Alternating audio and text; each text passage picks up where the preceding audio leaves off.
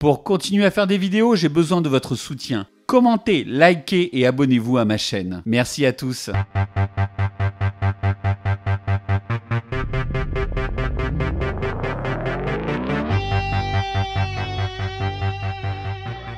Il y a des deuxièmes opus attendus, car ils complètent et enrichissent une saga, comme pour les Retours vers le futur.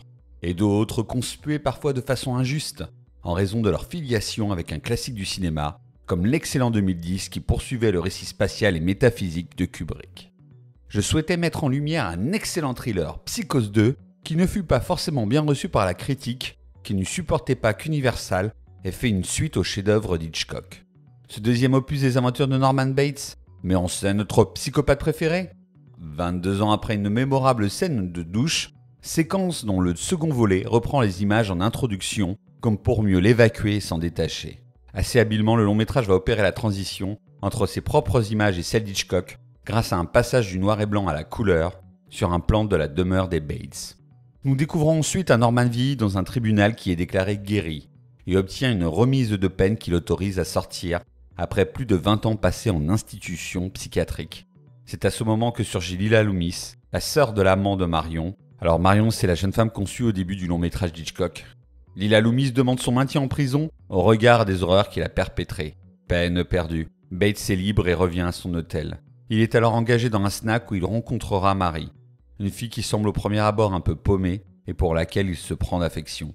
Mais très vite, le passé ressurgit dans sa vie sous la forme d'étranges coups de téléphone. Et si Madame Bates était encore vivante? Et si Norman était redevenu fou? En premier lieu, pour cette chronique, il me semble indispensable de se pencher sur les auteurs de cette suite originale qui ne s'inspire nullement des ouvrages de Robert Bloch, l'auteur du roman dont le premier Psychose était l'adaptation.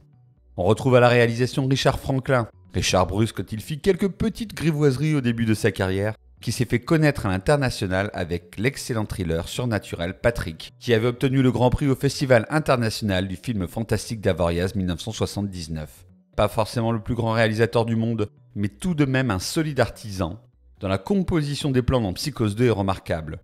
Quant au scénariste, c'est le sympathique et trop sous-estimé Tom Holland, qui signait en tant que réalisateur les réjouissants Vampire vous avez dit vampire et Jeux d'enfants. De trop nombreux critiques détestent le film sans l'avoir vu, car ils déconsidèrent les artisans qui sont à l'œuvre. Le résultat leur donne pourtant tort. Psychose 2 s'appuie en effet sur un scénario solide, qui réussit à créer un suspense, alors que l'on pensait tout connaître de l'histoire dès le premier volet. Plutôt que d'imiter, le scénariste Holland choisit délibérément de centrer son scénario sur Bates afin de nous faire partager ses tourments. Le film devient alors une variation sur l'étrange cas du Dr Jekyll et de Mr Hyde, où le mal et le bien finissent par se confondre. Si Hitchcock en bon puritain nous dressait un portrait un peu facile et stéréotypé du tueur sadique maltraité par sa maman dans ses jeunes années, le Norman de cette suite est plus ambivalent grâce à une humanisation réussie du personnage et l'interprétation hors norme de Perkins. Ce Psychose 2 s'avère donc beaucoup moins manichéen que l'original, car il dresse le portrait d'une maladie mentale qui altère la personnalité d'un être qui est aussi une victime de sa folie. Même si Bates est au centre du récit, le film prend le temps de soigner les personnages secondaires.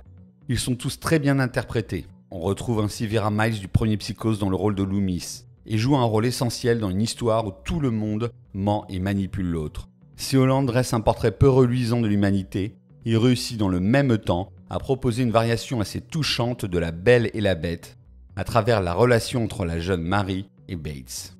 Leur histoire est finement écrite et montre comment l'homme est aussi doué pour la destruction que la compassion.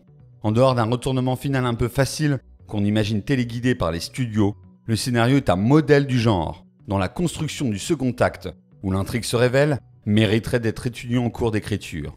Réussir un scénario qui réinvente un classique du cinéma, avec de nombreux retournements, est une gageure qu'Holland réussit plutôt brillamment.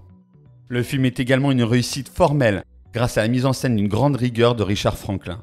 Le réalisateur a bien compris que les réalisations de Sir Alfred Hitchcock s'articulaient autour d'images signifiantes. Ainsi, chaque plan correspond à une idée que le réalisateur doit communiquer au spectateur. Psychose 2 est donc servi par une mise en scène rigoureuse où chaque cadre est soigné. La réalisation joue beaucoup sur la grammaire du cinéma pour illustrer la psychologie des personnages avec ses vues en plongée qui montrent un Bates accablé par la folie. Richard Franklin n'expérimente pas autant que le grand Hitch sur la scène de la douche.